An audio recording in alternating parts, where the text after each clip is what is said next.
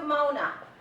We put on Facebook a topic called what's your thoughts about what's going on in the world today, and I would like to read one of them to you, and then I'm going to talk about, give you my response. I'm not going to give her name. She simply says, people, lack of respect for authority, the way people talk to cops and teachers. I saw video footage of a disrespect and just think that we were never raised that way. I work at a middle school and a lot this year, and the way the kids talk to each other, not just to each other, but to the teachers, to the principal, she said it just blew her mind. They had no problem cussing out the teachers, cussing out the principals, cussing out each other, cussing out the girls. She said one time the teacher told the child to just sit down in the chair, and the child cursed the teacher out. My response is this. I've been teaching school for like 30 years now. I've seen the difference from when I started back in '85 to now is 2015. Back when I started teaching, the kids did exactly what you told them to do. There was no back talk. You got along with the family. We hardly ever sent any kids to the office. But nowadays, these kids in the schools today, they curse you out. They don't want to do their work. They're fighting each other. They're cursing each other. Sometimes you're afraid to even say anything to the child.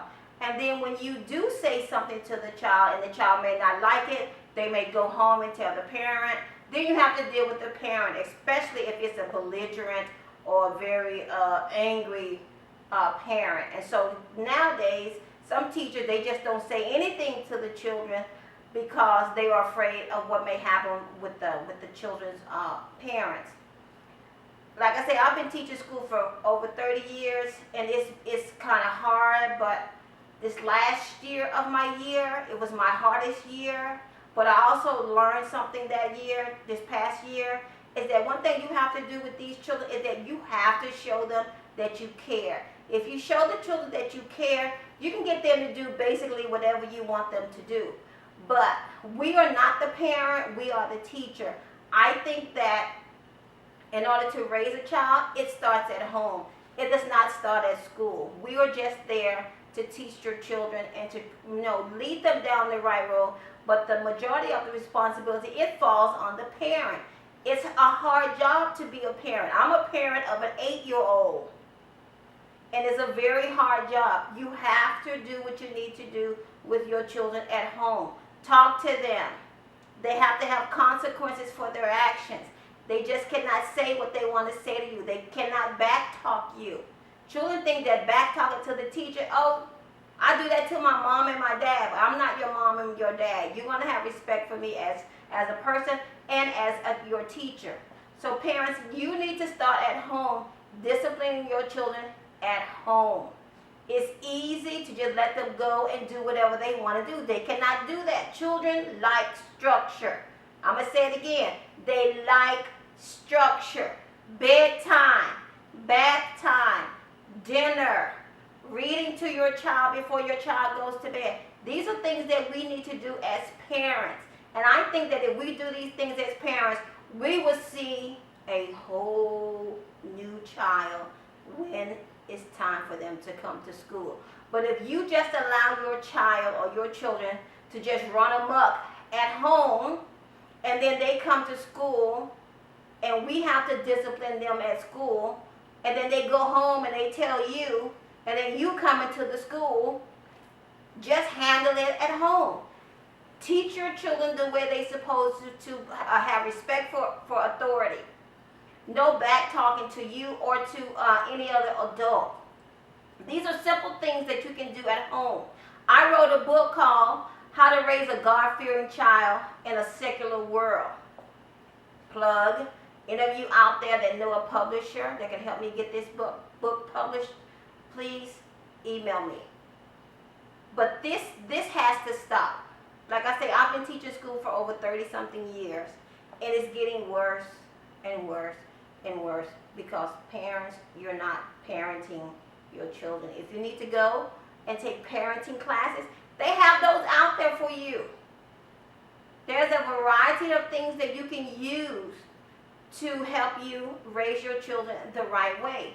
My husband and I, we have a daughter. She's 8 years old. We're not perfect parents, but we are trying our hardest to teach our child to be a respectful child. She goes to school. We don't have problem with teachers coming up and telling us, oh, she did this. She was back talking us. She hit another child. She cursed out a child. We don't have that problem with her because we teach her at home how to have respect for authority. So also, another thing, parents, is that you have to be engaged with your children. You just cannot sit at home and say, oh, Johnny, go over there and play by yourself. Sally, go do this. I'm tired. You have to be engaged with your children. Play with them, read to them, watch movies with them. Children want to see that you care about them. One thing that I heard at the other school where I was is that children would come and tell me, oh, Miss Burst, my mother, my dad, they don't hug me like you hug me. I would hug each one of my children when they came into my classroom, and then I would hug them as they left my classroom, because those were the only 2 hugs that some of them would get each day. And they would look forward to, even the ones that were so-called, the bullies or the I'm this and I'm that. They would ask me if I forgot to hug them. They would say, Miss Burst, you didn't hug me today. Miss Burst, where's my hug? And I would hug them. And the people at the school, they were like, how do you get them to do this? Like I said, if you teach a child, and if you love a child, you can get that child to do anything that you want them to do. And so this is what my response to her thought for today is that you have to raise your children the correct way. It takes time. It takes energy. It's not about buying them everything that they want. That does not help. You have to love your child. Say I love you to your child. Hug your child. Read to your child. Have dinner with them. If they misbehave, they need to have some type of consequence to their actions. And that's another thing. Children today, they do not have any consequences for their actions. And then when they get 12, 13, 14, 15, 16, 17, 18, and now they have to go and stand before a judge, the mom wants to say, oh, what happened to my child? You should have raised your child when your child was little. You wouldn't have that problem today. Now, I'm not saying that if you raise your child the right way, that some of them are not going to go down the wrong path. Some of them will. But I think the majority of them, if you raise them correctly, they will be so much better.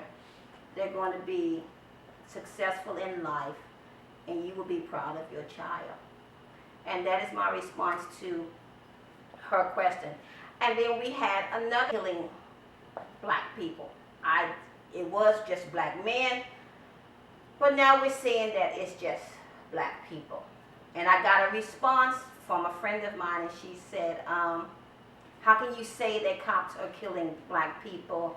That's not true. My point is this. Just like you have bad teachers, you have bad cops. Something has to be done about the ones that are out here that are just, pulling their guns before they even talking to the people. Like I said on Facebook, I'm afraid when I get in my car and my daughter's in the car, I make sure that she's buckled in. I make sure that I'm buckled in. I make sure that I turn my signal light on if I need to change a lane. I make sure that I stop at every stop sign and not stop at the stop sign, but sit there about a minute or two. And then I go on. When I see a cop, like I said on Facebook, I get very nervous when I see a cop now, because I don't know if he's going to pull me over. I don't know if he tell me, step out of the car, and I haven't done anything and my daughter is in the back seat. I don't want her to see anything like that. I tell my husband too, when a cop pull you over, just do what the cop says. Hopefully you get out of there with your life. But this is just something that us as black people, that we have to deal with now. And I never thought in a million years that we would have to deal with, getting in our car and afraid of that we're going to be pulled over. I talked to my brother about it. I talked to my cousins about it. This is something that we talk about as black people. What do we do when we get stopped by a cop. Yes, there are good cops out there, and we need cops. If it wasn't for cops, there's no telling what would be going on in the world. Yes, we need them, but I think that there needs to be some type of class that they can go to that would tell them, okay, this is the protocol of what you need to do. You don't have to pull your gun out. You can use your taser on somebody. You don't have to pull your gun out every time you stop somebody. That's ridiculous. And it's getting to the point, like I said, that we as black people, we're afraid to go out, driving in our cars because we don't know if we're going to be the next what's her name? Sandra Bland, or the guy that's in Cincinnati. We don't know. So we just have to have some kind of dialogue about this. And if any of you out there that would like to be on a panel with me to talk about this, you can email me at MohnaBurse71@hotmail.com. Again, MohnaBurse71@hotmail.com, because we need to figure out how we can solve this problem. Thank you for tuning in to Mona.